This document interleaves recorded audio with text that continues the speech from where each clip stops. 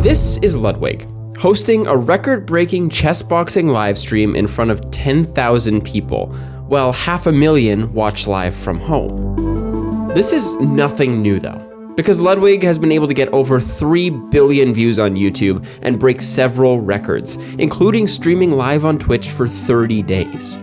But what nobody knew was that just a few months earlier, he was worried that everyone he'd hired was going to lose their job.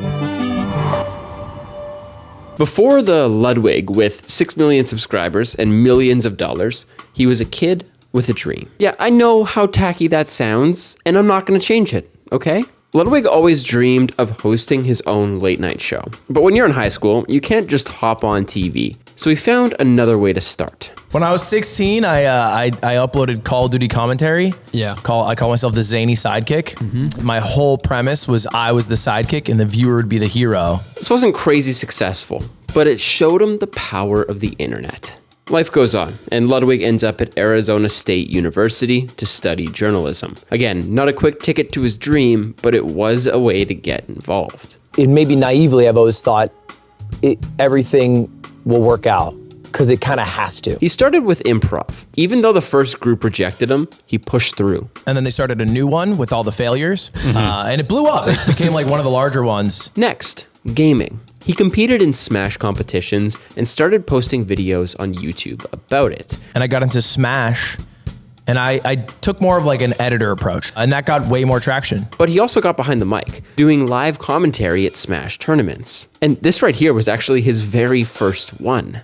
Now, his videos were doing pretty well, just not well enough for him to live off of it. Eventually, college came to an end. So he packed up, moved to LA, and found himself stuck in a loop. Getting a job, not feeling engaged, and leaving. Or getting fired. But that did help him to get more invested in Smash, which led to a life-changing moment.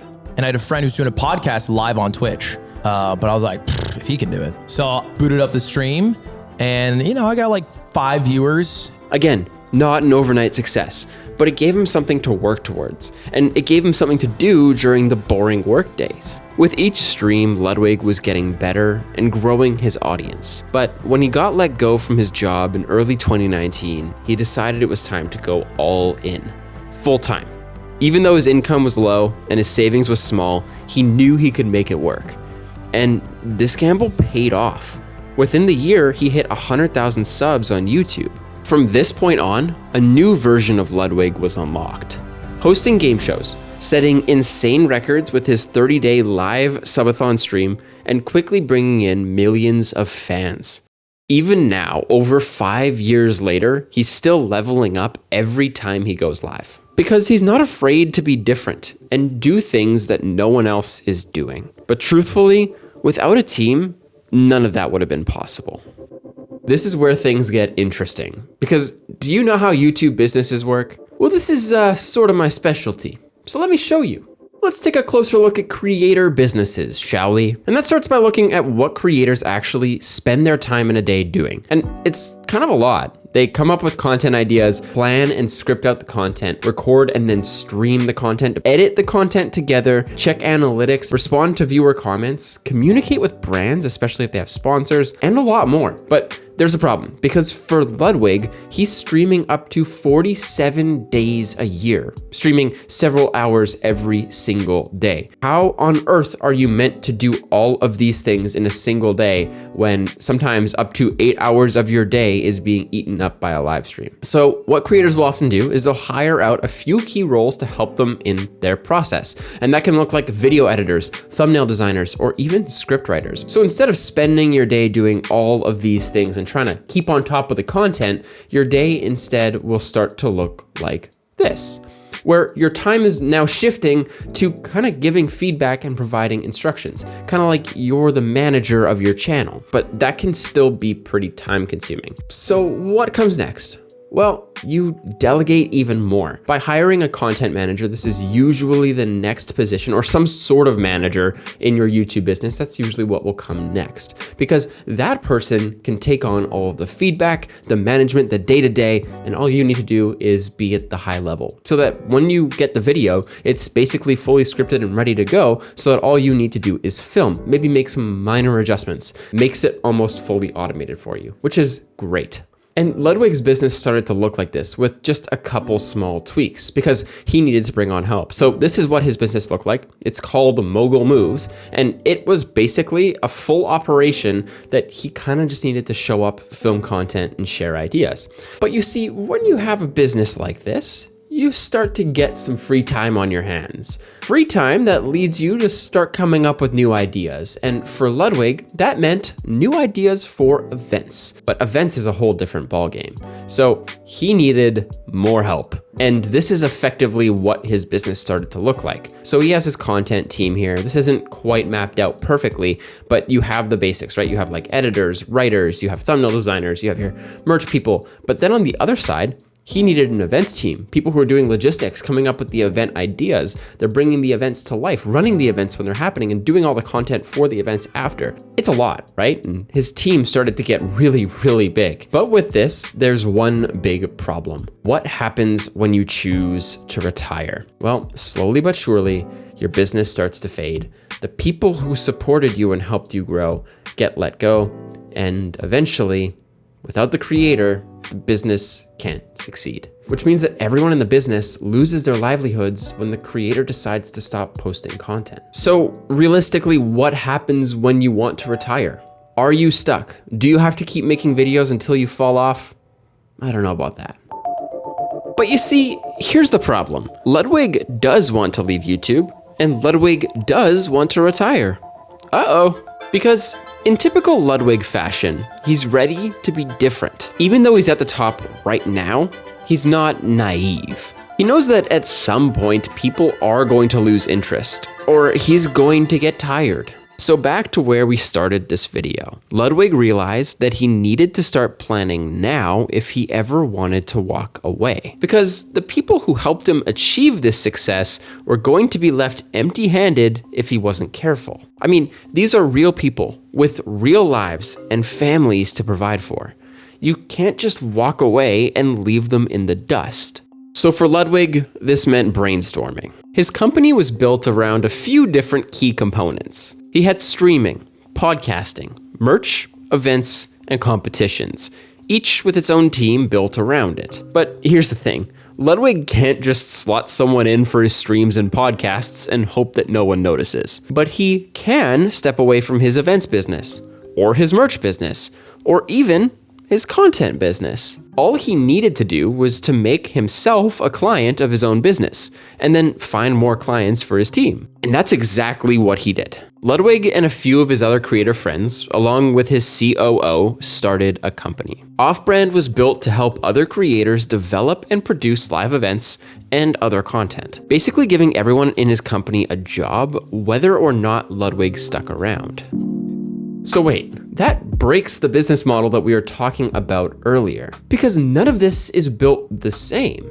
So first things first, who's actually behind Off-Brand? I think that's an important question. Well, there's three people: Ludwig, Stans, and Nick. This is basically a great combo of people who have content knowledge, process knowledge, they know how the industry works, matched up with Nick Allen, who can make this a successful business. But what do they offer then? They chose to be the one-stop shop for gaming content, starting with a few key areas, from ideation, basically figuring out ways that creators can level up their content and their events. And then what they do is produce content for you and help you run the live events. And that's from a production standpoint and a business standpoint, because on the production end, there's a lot that goes into running live events, and a lot of these creators probably don't even know how to do it, but they just have a big idea. What Ludwig and his team can do is help you to fund that idea. They have partners, they can help you get them and help you bring this idea to life. And because they have the knowledge, their process is optimized from all of their experience. Their content process is very clean and simple. It basically uses what Ludwig was probably already doing.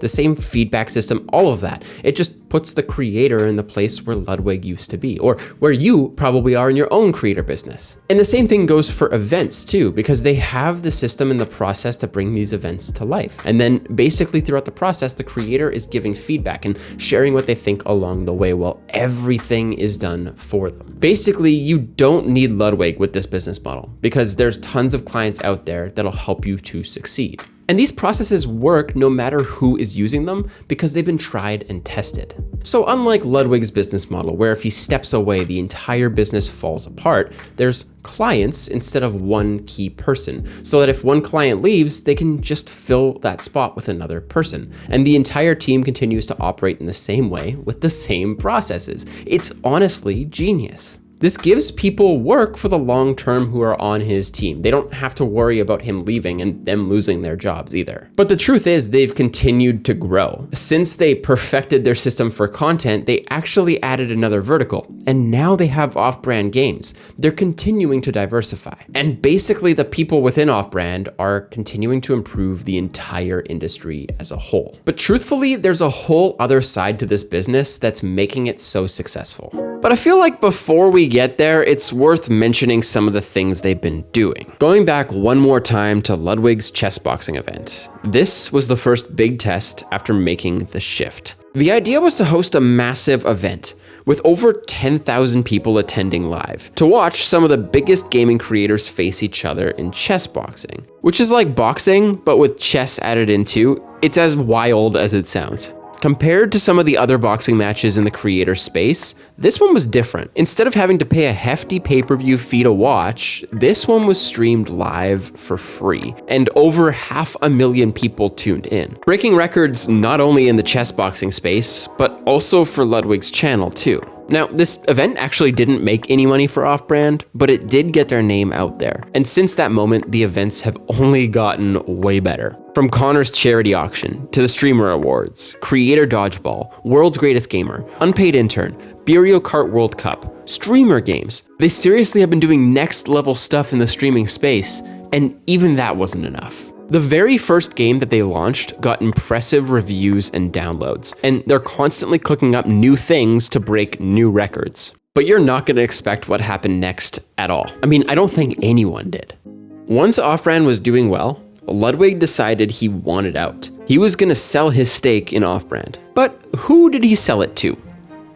His employees. And by the way, this move is genius. After all this time creating something for his employees, he realized it still didn't really make sense. Why should he be in full control if he's just looking to step away in a few years? How does that actually help him to retire? So he turned Off-Brand into something called a workers' co-op. In the beginning, Off-Brand was like any other business. The co-founders, of which there were 4, all owned a portion of the company. But in this new version, in a workers' co-op, the employees own the majority of the company. That means that big decisions, like who's running the company, come back to people on the ground. There are a ton of advantages to this, but there's also one big downside for Ludwig. He's definitely not going to make as much money.